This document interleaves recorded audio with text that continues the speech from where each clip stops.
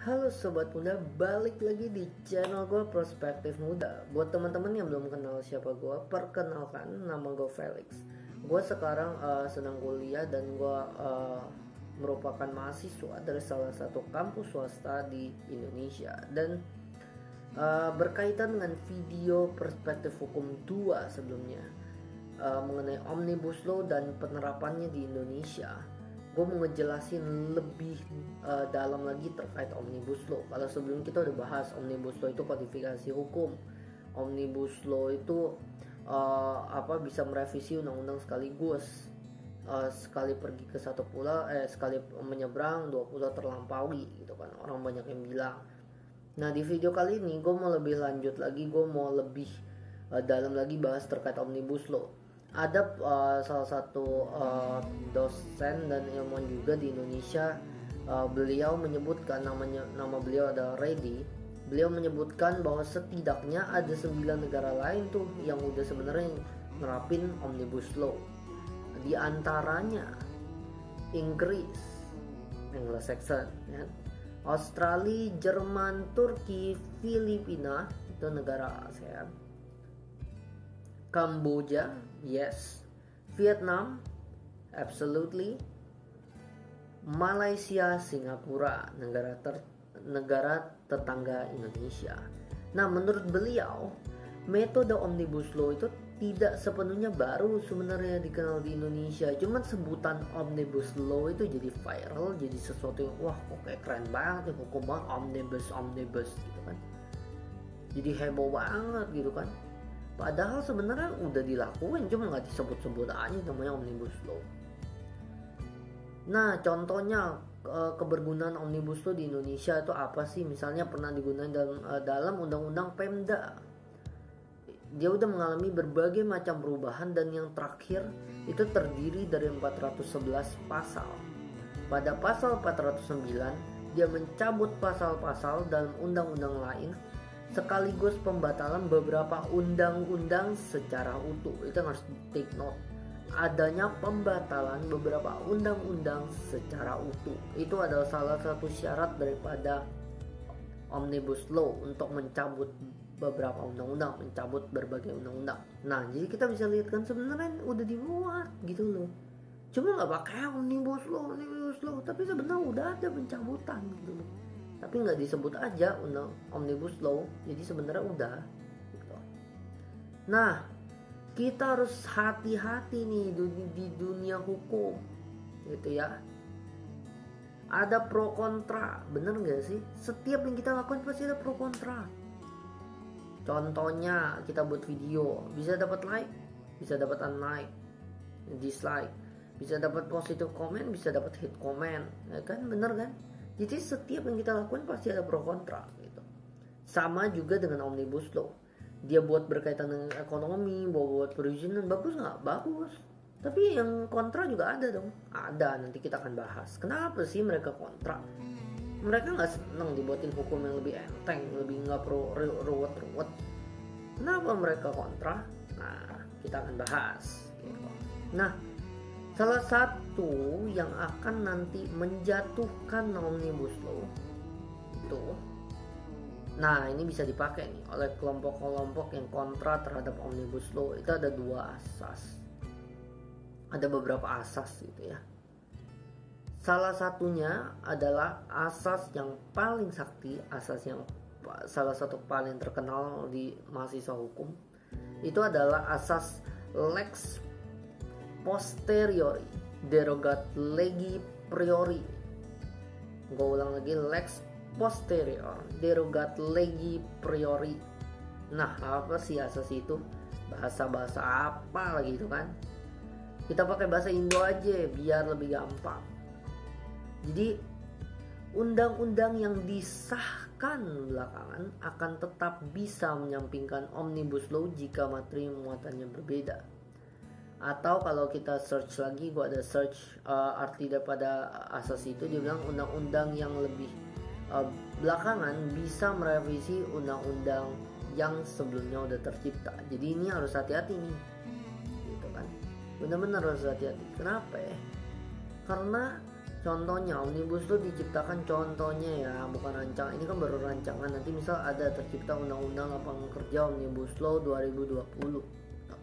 Tiba-tiba nanti di tahun 2030 atau 2025 ada satu undang-undang lagi dia ciptain, dan itu bertentangan dengan Omnibus Law. Dan berdasarkan asas ini, undang-undang di tahun 2025 karena relevansinya lebih berkaitan dengan 2025 daripada 2020 yang udah ada jeda waktu 5 tahun, ada perkembangan waktu di sana, ada gap 5 tahun di sana. Orang akan memandang relevansinya undang-undang yang lebih baru, dia bisa mencabut. Jadi ada ketentuan nih di Omnibus Law sama di sini. Nah, kita bisa lihat itu ketentuan apa. Ketentuan yang lebih baru yang mana? Nah, itu bisa menggugurkan Omnibus Law. Itu yang harus hati-hati. Jadi Omnibus Law mau diciptain jadi supreme power regulation yang supaya bisa jelas. Nah, itu nanti bisa dicabut tuh dengan ada asas-asas hukum beberapa gitu. Nah, berkaitan dengan hal itu kita harus berhati-hati karena isinya itu tegas. Isi undang-undang tadi, lex posterior derogat legi priori, itu sangat jelas, dan dia dengan tegas bisa mencabut dan mengubah dan atau mengubah beberapa undang-undang yang terkait. Banyaknya undang-undang yang tumpang tindih di Indonesia ini yang coba diselesaikan lewat Omnibus Law. Tadi kan banyak banget kan, ada 9, kepalanya 3, dia mau selesai tumpang tindih itu. Yang tadi gue bilang, undang-undang PP ke pergub kemana itu tumpang tindih banyak banget. Dibilang nanti pelaksanaan di PP, pas kita lihat di PP sama undang-undang beda, lawanan lagi kan, udah kayak musuhan aja. Dia suruh kita ke temennya, padahal temennya ini musuhan. Jadi kita kayak dikerjain, kita juga bingung, kita mau percaya temennya mau percaya dia gitu kan. Dia nyuruh ke temennya, temennya ngomong beda banget sama dia. Jadi gimana dong, nanti kita ikut dia, salah nggak sama temennya ya? Ilustrasinya gitu. Makanya dia mau selesai nih, nah dia mau ini hubungannya nih, nah dengan Omnibus Law ini gitu. Salah satunya di sektor ketenaga kerjaan. Di sektor ini berencana untuk dihapuskan, mengubah dan menambah pasal terkait undang-undang ketenaga kerjaan. Jadi itu harus hati-hati banget sih. Karena sebenarnya menurut gue pribadi ya, undang-undang Omnibus Law ini sebenarnya bagus untuk bisa ngurangin apa sih namanya, dia ada tadi ada bentar tadi. Nah, tadi dia ada tumpang tindih. Itu bagus karena jelas kita refer kayak gue masih hukum gitu kan. Emang gue nggak disuruh dosen gue untuk soal menghafal karena kita lebih kepada analisa, tapi kita menganalisa dari berbagai macam dasar hukum. Itu adalah ya kehidupan mahasiswa hukum gitu.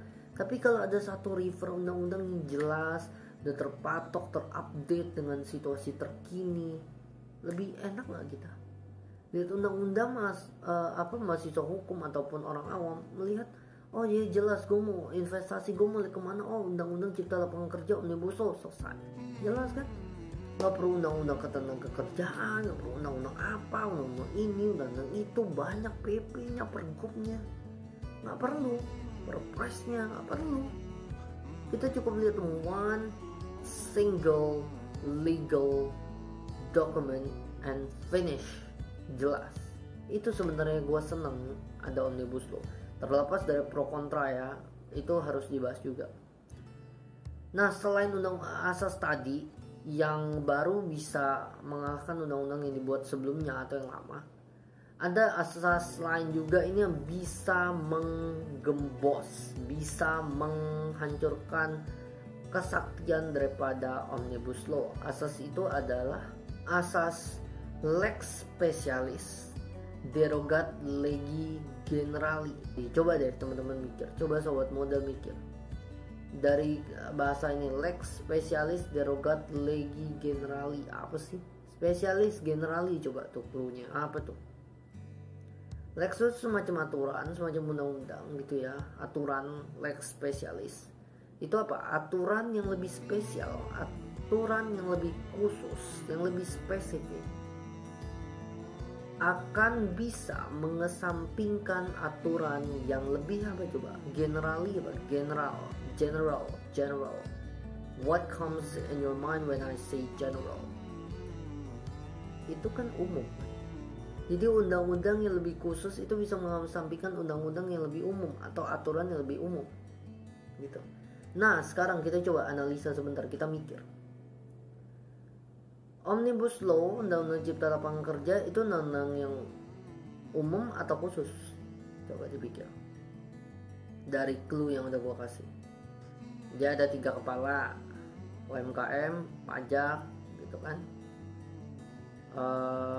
Untuk ketenaga kerjaan, untuk bangun, untuk ada perizinan, untuk ada sanksi, untuk ada administrasi dan lain sebagainya. Banyak kan, bener gak?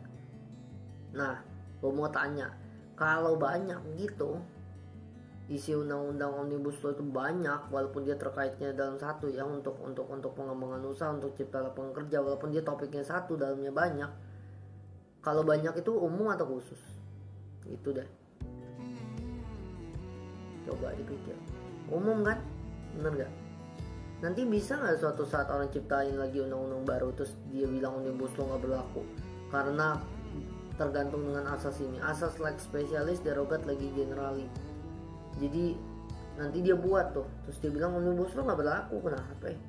Omnibus Law general, gue ciptain lebih spesifik, lebih terperinci, jelas bahasnya apa. Enggak kayak Omnibus Law macam-macam jadi dibrokin ya, diembrokin aja jadi satu, gitu kan. Makanya bahkan dosen gue nih, gue mau ketemu sih, ini gue lagi belajar juga gitu ya.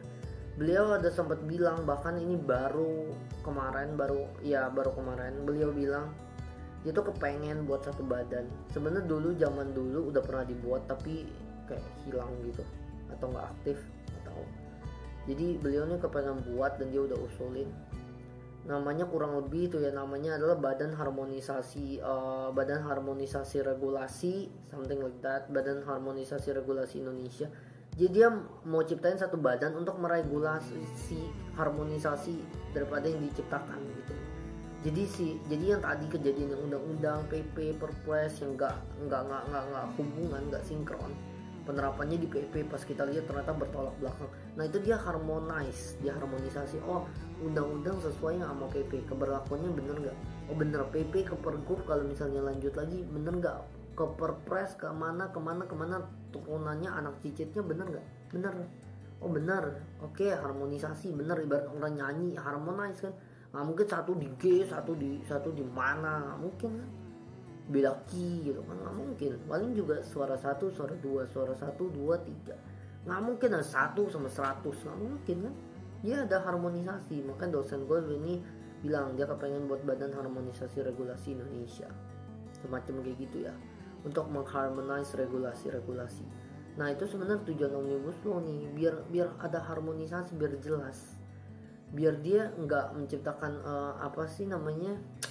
tumpang tindih lagi gitu. Nah tapi asas-asas ini, lex posterior derogat legi priori, lex specialis derogat legi generali. Nah itu ini dua asas nih bisa nih nanti menghambat Omnibus Law. Jadi harus lihat apakah Omnibus Law ini benar-benar bermanfaat atau enggak, harus benar-benar dipikirin karena banyak banget pro kontranya. Namun jika dibandingkan aturan yang berlaku, beliau mengatakan Undang-Undang Nomor 13 Tahun 2003 tentang Ketenagakerjaan, skema pemberian uang, penghargaan RUU Omnibus Law Cipta Kerja justru mengalami penyusutan. Nah, ini latar belakang kenapa ada kontroversi oleh serikat pekerja. Salah satunya karena ini. Kita pikir ya, lo pekerja nih ya, lo pekerja, terus tiba-tiba lo dapet dong uang penghargaan selama ini sekian nominal. Wah, tiba-tiba ada RUU Omnibus Law, dapat draftnya, lo lihat, pas lo lihat penyusutan, udah hidupnya setengah mati di Jakarta, di kota, capek gitu kan, ada uang penghargaan, disusutin zaman sekarang. Gimana lu? Mau nggak? Atau undang-undang sekarang aja nggak disusutin? Pilih mana? Pakai undang-undang baru, nggak tahu gimana keberlakuannya, belum ngerti, belum diberlakuin, baru rancangan, tapi yang jelas nanti uang penghargaan lu turun. Atau lu mau pakai undang-undang sekarang, undang-undang tapi uang penghargaan lu tetap, atau ya mungkin bisa naik kali, kalau nanti bisa naik, pokoknya minimal nggak turun lah. Pilih mana? Nah itu salah satu menimbulkan kontroversi gitu. Si siapa namanya, produsen, pengembang usaha ya mau dong turun, ya berarti cost gua kan kurang dong, enak gua pekerja gimana, enggak tahu tuh, kontroversi dong, jadi akhirnya nggak mau lah. Nah jadi berkaitan dengan pertanyaan gue, jadi gue udah bilang sih bocoran banget, siapa yang paling diuntungin dengan ada omnibus law? Yang paling diuntungin ya pengusaha, investor, produsen, pembuat, pengembang usaha gitu kan. Dan cipta lapangan kerja, dia untungin siapa? Ya produsen, pembuat lapangan kerja, pengusaha, investor gitu kan. Banyak diuntungkan karena dari awal emang ditujukan untuk ekosistem usaha, untuk cipta lapangan kerja, memberikan kenyamanan bagi investor. Karena kan tadi latar belakangnya karena kaku, investor susah, mau invest gak bisa, bisnis nggak mau buka ribet, ruwet. Karena itu maka dia menguntungkan investor gitu, menguntungkan orang yang mau buka bisnis. Itu sangat kental dengan kepentingan investor. Emang gimana sih caranya, kok bisa pengusaha yang diuntungkan dan bekerja dirugikan? Ya salah satunya sanksi administratif. Sanksi administratif kan tadi ada tuh dari 9 itu dia bilang kan tentang pengaturan sanksi. Gue udah bilang terus bahwa sanksi administratif ini itu jadi fokus. Oke, berkaitan dengan sanksi administratif, prosesnya itu pas pertama di undang-undang omnibus law, RUU omnibus law cipta lapangan kerja itu ada sanksi pidana pokok. Nah sanksi pidana pokok atau pidana yang utama itu denda untuk korporasi. Nggak mungkin dong korporasi di penjara, bener nggak? Masa gimana korporasi di penjara? Nggak mungkin. Jadi dia modelnya pertama mungkin sih mesti korporasi di penjara secara representatif, tapi secara kita ngomong gedung, maka gedung di penjara enggak kan. Jadi dia pertama itu sanksi administratif, denda. Setelah itu dia baru penjara, pidana. Ini ada sanksi administratif dulu. Jadi kalau dia nggak bisa bayar baru jadi pidana. Berarti sama aja menurut Bapak Profesor ini bilang. Itu sama aja, penjara itu buat orang miskin. Orang-orang kaya nggak akan dipenjara karena sanksi administratif. Kalau misalnya ada apa-apa, dia tuh ngekeluar duit, bayar, sanksinya selesai, nggak penjara. Jadi yang penjara itu orang-orang nggak mampu bayar. Jadi nanti penjara kita akan penuh dengan orang-orang yang nggak mampu bayar sanksi administratif. Bukannya kita menyalahkan pemerintah. Makanya kita perlu kasih pro, kasih kontra supaya orang bisa dapat nih perspektifnya sesuai nama channel ini, perspektif. Supaya orang dapat perspektifnya, oh ini pronya bagus untuk meminimalisir tumpang tindih, supaya kita tahu kodifikasi, supaya jelas, supaya lihatnya enak, supaya mempelajarinya enak. Kalau kita mau refer kemana enak, nggak ada keterkaitan yang beda gitu. Nah tapi ada kontranya. Ada undang-undang yang tadi yang bagus tiba-tiba jadi hilang kayak gini gitu kan. Jadi lebih ke sanksi administratif, denda. Kalau misalnya nggak bisa bayar jadi baru penjara. Pada waktu itu ada pembekuan gitu. Terus juga ada pengurangan yang biasa diterima oleh karyawan yang kayak gitu. Itu kontra-kontranya. Nah oke. Dari semua pembicaraan kita tentang omnibus law, tentang apa kita udah belajar apa itu omnibus law, jenis-jenisnya, sejarahnya, definisinya, ada pro-nya, kontranya gitu kan. Nah gue mau menyimpulkan kesimpulan bahwa omnibus law itu sebenarnya metode yang bagus gitu kan. Karena dia mengakomodir berbagai kepentingan daripada investor, daripada pengusaha, dia mengakomodir itu. Dia mengakomodir juga untuk perkembangan hukum, dimana supaya kita dapat yang lebih bisa reaktif, karena hukum kita nih kaku, lama proses perubahannya gitu kan. Jadi dia mengakomodir berbagai macam kepentingan. Dia jadi payung hukum yang lebih tertata, lebih terstruktur, lebih jelas gitu kan, karena jelas rujukannya kemana, nggak terlalu banyak referensi itu pro-nya. Terus juga ada kodifikasi hukum yang jelas, payung hukumnya juga jelas, aturan-aturannya juga lebih jelas gitu. Walaupun jelas dalam arti kita tahu refer kemana, tapi secara umumnya. Jadi enggak, kalau sekarang kan lebih spesifik, lebih banyak, tapi lebih banyak bisa ada simpang siur, bisa ada tumpang tindih. Nah itu banyak tapi nggak menjamin dia bener juga gitu loh. Kalau satu kan kita nggak perlu refer kemana-mana, jadi jelas. Tapi takutnya kalau ada yang kurang jelas, ada yang kurang detail, nah itu akan jadi masalah juga tuh gitu. Itu kan pro, ada kontranya juga. Sanksi itu bisa hilang karena dia nggak ada tercantum di situ. Dan gitu ada pengurangan yang buat pekerja juga karena dia fokus ke investor. Pekerja juga bisa jadi ya gimana gitu. Pokoknya ada pro kontra gitu kan. Tapi kalau sebenarnya udah diketemuin benang merahnya atau titik terangnya, itu sangat akan mempermudah proses perekonomian di Indonesia ya. Jadi ya kesimpulan gue gitu sih, sebenarnya ini bagus.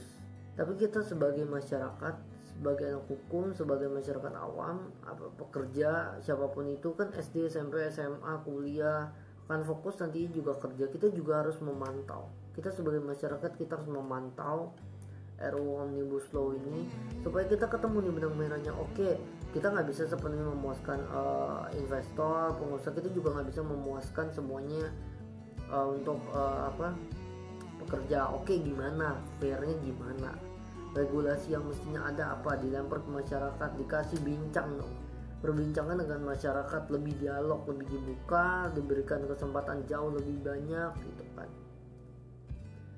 Karena pemerintah kita sebenarnya sekarang udah bagus kok, banyak banget dia bergerak di sosial media juga, jadi masyarakat juga lebih tahu. Itu kan lebih bagus dikasih draft. Kalau nggak sama sekali masyarakat kita nggak tahu gitu. Itu bagusnya dari pemerintah kita, pro-nya ya. Jadi kontranya, karena kita tahu itu kita bisa menciptakan kontra-kontra. Jadi pemerintah bisa mengkaji ulang tentang si undang-undang Omnibus Law ini, dan itu bisa mempercepat, ini poin gue, dia bisa mempercepat dunia hukum untuk mengejar ketertinggalan dari berbagai macam aspek gitu. Apalagi teknologi, contoh kita lihat teknologi Tokopedia, Bukalapak dan lain-lain, transaksi secara online. Ada lagi cryptocurrency, ada lagi sekarang orang jajan sama pakai OVO, pakai apa, itu gimana keberlakuannya di Indonesia, gimana, apalagi nanti mau 5G, mau apa gitu, siapa yang ngatur itu gitu loh. Undang-undangnya mana, undang-undang ITE, undang-undang perdagangan gitu kan, transaksi gitu, undang-undang perdagangan udah, tapi nggak ada undang-undang secara spesifik ngatur tentang cyber law. Belum ada, belum tercipta. Makanya harus reaktif, harus adaptif. Makanya sebenarnya gue setuju juga ada ini, tapi harus benar-benar garis bawahi, jangan sampai undang-undang yang penting, krusial hilang gitu. Itu yang harus benar-benar dijaga-jaga. Dua asas itu, asas yang tadi gue bilang itu juga harus jadi fokus. Jadi banyak banget yang harus kita fokuskan, banyak banget yang harus kita bantu pemerintah supaya bener-bener Omnibus Law ini jadi satu undang-undang yang oke. Selain dia reaktif, dia lebih simple, dia lebih jelas, gak banyak rujukan, tapi bener-bener isinya berbobot semua. Jangan ada merugikan satu pihak tertentu, jangan ada cuma menguntungkan satu pihak tertentu, jangan dia kurang jelas, harus dia packed, harus efisien, harus berlaku final. Berlakunya final tuh berarti bener-bener yang nggak bisa diganggu gugat, yang bener-bener jelas gitu kan, nggak mengesampingkan hak-hak orang lain, nggak mengesampingkan AMDAL, nggak mengesampingkan HAM. Jadi benar-benar harus jelas. Makanya butuh digodoknya panjang dengan berbagai macam kontroversi. Nggak masalah, berarti masyarakat peduli.